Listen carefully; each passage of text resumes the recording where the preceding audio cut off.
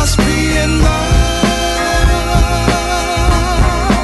We must be in love. We must be in Many view Detroit as the murder capital of the U.S., a destitute and broken city plagued with poverty, crime, and violence. But for many of us who live here, we see Detroit differently. We have come to appreciate Detroit for its people, art, and culture. Detroit culture has a unique ability to transcend its stereotypes and bring people together for a better purpose. Detroiters feel free to express themselves in unique ways and find creative solutions to our problems. Team High Five would like to invite you to experience a bit of what we love about Detroit. Join us as we visit our favorite spots and share information about the city that we have all come to know and love. I love Detroit for its arts and culture. We start our journey at the Detroit Institute of Art. The original museum was built in 1885 and was located on Jefferson Avenue, but was moved to its current location on Woodward Avenue in 1927.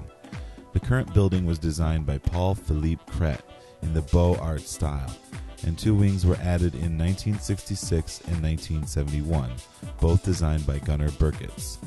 The building, property, and collection are all owned by the City of Detroit, and the museum is operated by a nonprofit organization known as the Detroit Institute of Arts.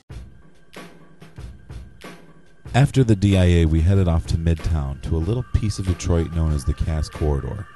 The Cass Corridor is known for small independent art galleries and great places to eat and drink.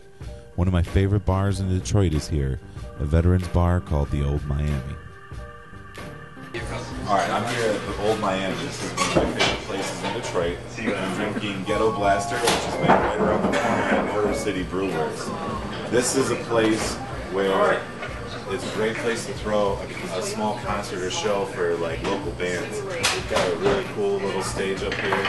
Their sound guy is awesome. Really good from you. And in the summertime, they have a backyard. Let's go see it. All right.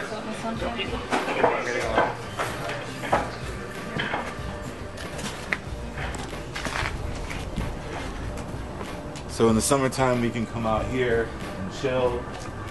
They throw a really awesome Memorial Day party out here every year with like Go Sleep DJs like Matthew Deere and stuff like that. And they have another stage that they build up here with an awning. And bands play out here all summer long. It's a great time. Looks like somebody's house. Yeah. I like that. It looks like my backyard growing up. For our next destination, we head over to Corktown, home of the annual St. Paddy's Day Parade. This empty field you see behind the fence is where the old Tiger Stadium used to reside. I have very fond memories of coming here when I was a kid with my grandfather to watch baseball legends like Alan Trammell and Kirk Gibson play. Our first stop in Corktown is Michigan Central Station. It has been abandoned for the past 20 years, but is still one of the most beautiful buildings in Detroit. So here's some cool information about the park right behind us. Bill, who also owns Slows, bought up all this land. And what he's doing to it, he's going to make it mirror the train station. So it's going to look like the train station is on the ground. I know he's planning to put a skate park and an amphitheater there also. And speaking of Slows, that happens to be our next stop in Corktown. Hey guys, we're at Slows right now. You can hear me. As you can see, it's pretty fast right here.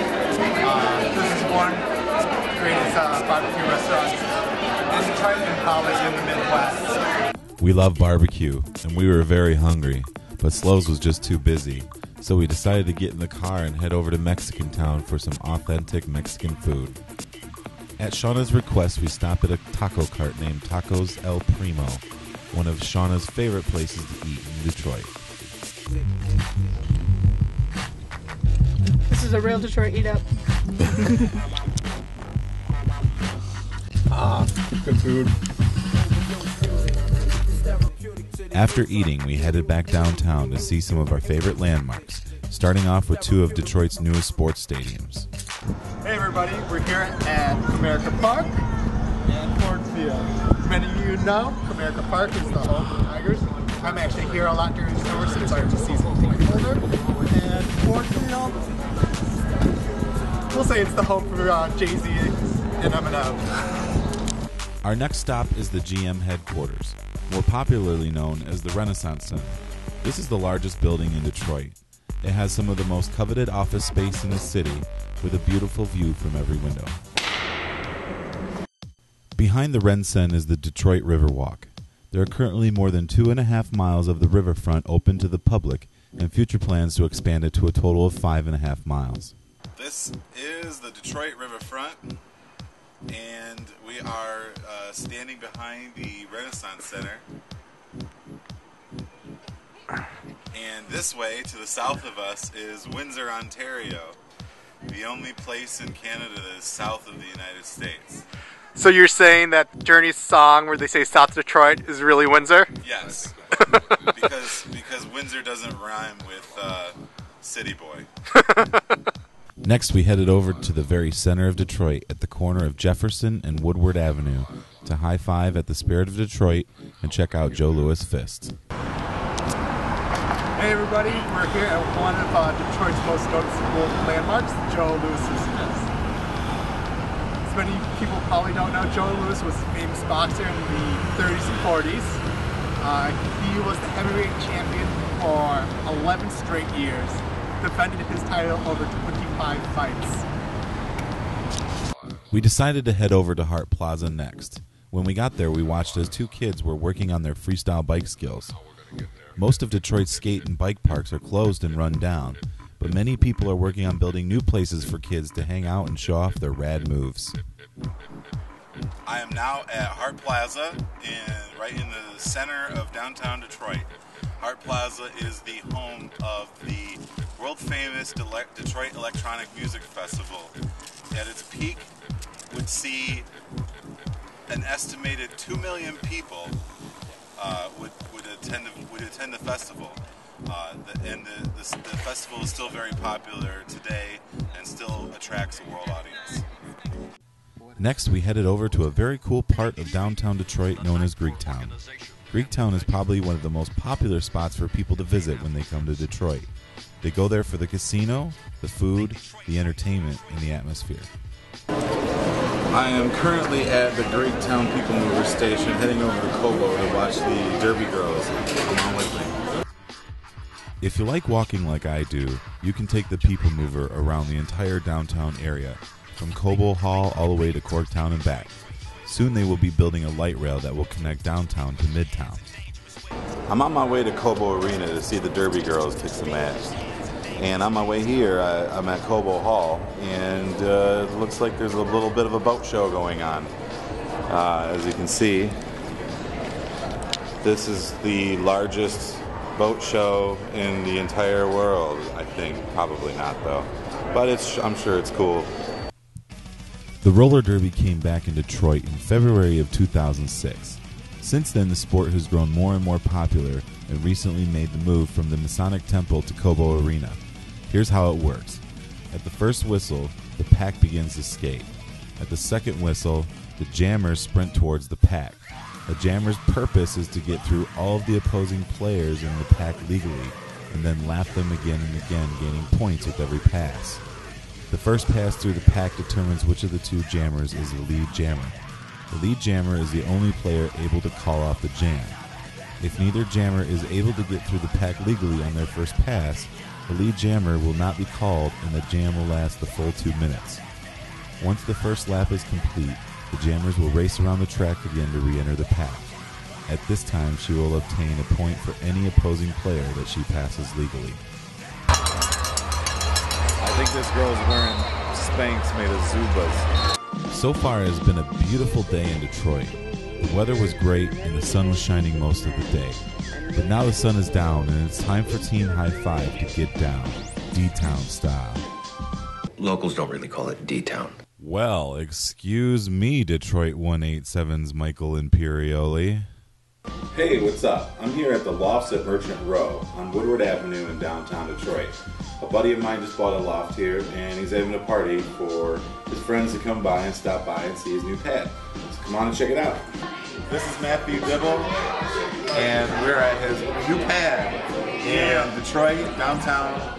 at the Lobster Merchant Row, and he's going to give us a little tour of his new place. Just do a 360. This is it. Yeah. Turn right, that's it. Turn left, that's it. Right. Grand River. I'm on it. No, I'm trying to do it. Thanks for coming, guys. See you. See you later. Come hang out and give you my beer. There's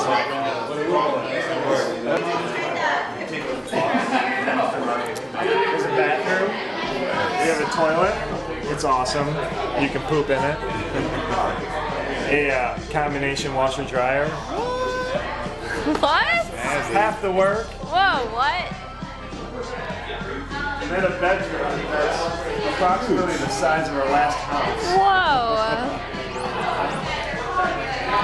That's it. Thanks. High five. Awesome. It's that time in Detroit to finally experience what we all came here for, the music. There are many styles and genres of music that Detroit can claim for its own, but Detroit is very well known as the birthplace of techno. Detroit electronic music was incubated alongside Chicago's underground house music scene in the 1980s. Where Chicago house was known for its choir-friendly vocals and soulful beats, Detroit techno was known for its industrial sounds, clicks, and whistles, similar to what you'd hear on an assembly line.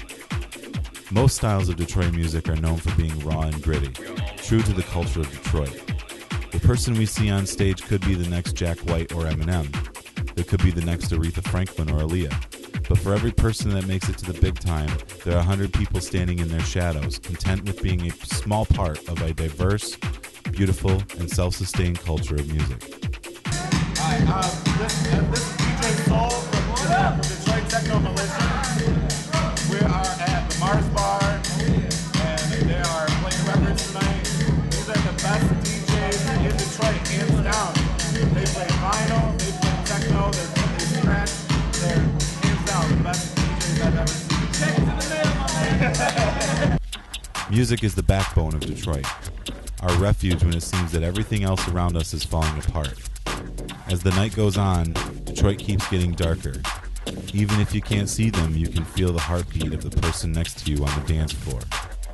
If New York is the city that never sleeps, Detroit is the city that never stops dancing. Our last stop of the night is Lafayette, Coney Island, Team Hi-Fi's favorite place to eat after hours. Lafayette is famous for the feud against their neighbors, American Coney Island, and has been going on for the past 70 years. It's a great place to wind down after a long night. What we love most about Detroit is that the good times we had today are unique and may never be repeated again. Each experience in this great city brings you to new places, and each time you meet new people. We celebrate our differences and come together through the things we love: music, art, food, culture, sports. Detroit has something for everyone.